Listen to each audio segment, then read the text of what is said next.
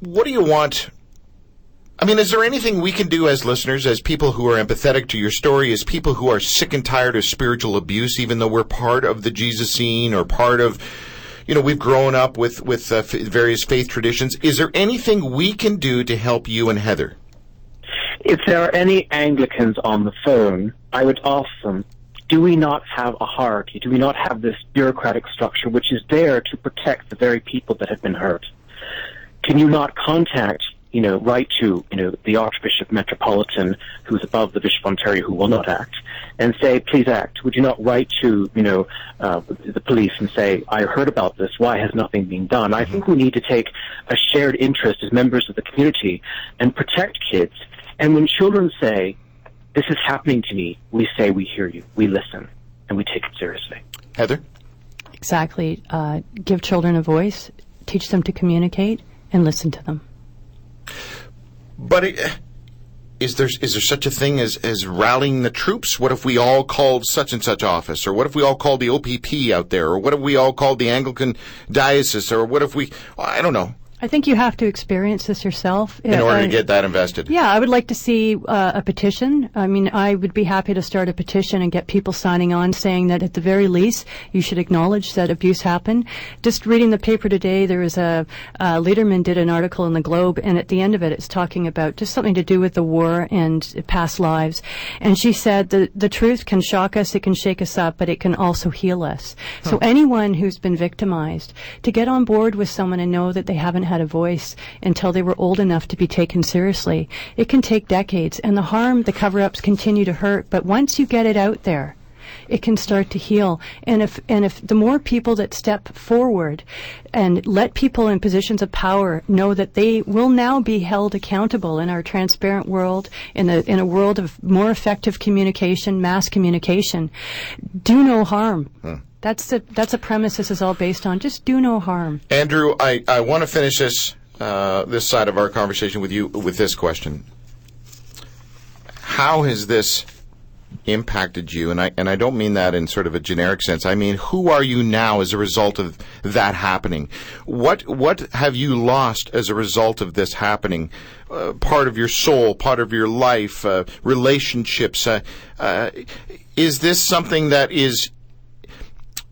is that hard to let go of? And gee, as that came out of my mouth, I sounded gross saying that myself. It almost sounded, condescending. Why can't you just let it, I'm not saying that. I'm not. No, I understand what you're saying. And actually, from the very start, I didn't actually want to expose Grenville. And quite frankly, I came from a family of means. I had, I could afford therapy and what have you, and all the rest of it. Don't kid me. There's no therapy in England. We know that's not a reality over there. Things have changed a little bit. But what I'll say is I was actually advised. The food's better. I could have had my own lawsuit, exposed this, got money from the insurance company for the school, the diocese, and moved on. But I was advised to pursue a class action lawsuit for the greater good of all those who went to Grenville who suffered that couldn't afford to take on an individual lawsuit like myself. And it's actually been through the process of helping other people, through this social justice activity, I have found my healing. Also, of course I've been damaged. For example, I have huge trust issues in relationships, and that's why I'm not currently married and why I don't have children. Grenville basically told, separated friends and said that was idolatry. I've had huge trust issues in my life. But I, as a Christian, as an Anglican, I really believe in the power of forgiveness. I have allowed God and invited the Holy Spirit to come into my life and to heal the parts of my soul that have been damaged by these people who were not Christian, who were haters. And I might even add that the children, it was actually talking to the children of the founders of the cult, Mother K, Mother Judy. They said that the Christianity was the smokescreen. Anglicanism was the smokescreen for their cult. And actually, behind the scenes, they were practicing the occult. They were handing people over to Satan in these rituals. This was ritual abuse. Okay, and I think by researching it and discovering the origins of it, you overcome what sociologists call illegitimate pain. And illegitimate pain is where you suffer abuse, but everyone denies it happens. It can happen in homes where it happens to one child but not the other, and everyone says, "Oh, it wasn't that bad," or "It didn't happen," and then the person is re-victimized again. Yes, so it's overcoming the illegitimate pain. Heather, how about you? How are you different? Well, I've never seen myself as a victim because I was always given a voice at home by my parents. That's how I was raised. But I was victimized for a year.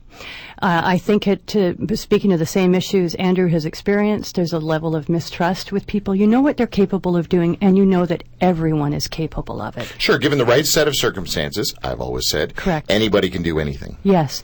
But I would say, in the end, I also advocate social justice. The one offshoot I will say, I think, where it's had an impact on me is that I was a sole support parent for many years, and I was one of those hovering parents.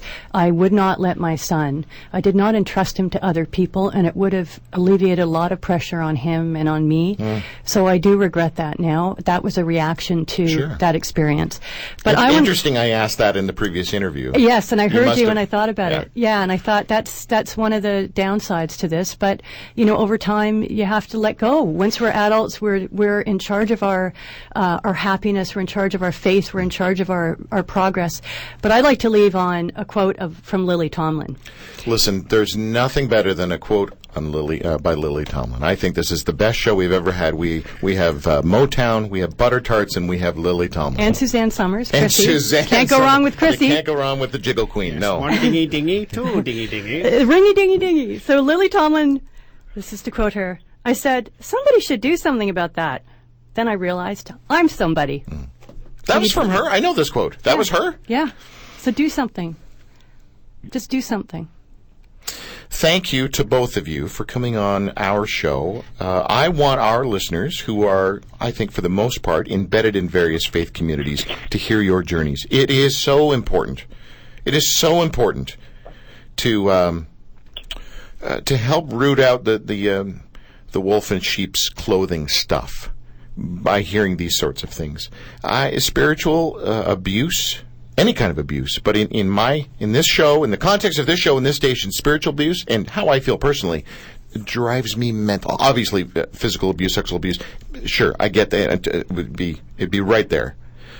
Drew, if I might interject, it was actually Archbishop Desmond Tutu of South Africa who said, if you are neutral in situations of injustice, you have chosen the side of the oppressor. Yeah, well said. Well said. Heather, Andrew, I wish you both the best. I really, really do. And to both of you, thank you. Thank you for giving us a voice, Drew. You're welcome. Thank you, Drew. Thanks very much. Thanks, mate. Ta-da. Ta-da. Bye-bye. Cheers. Cheers. Cheerio.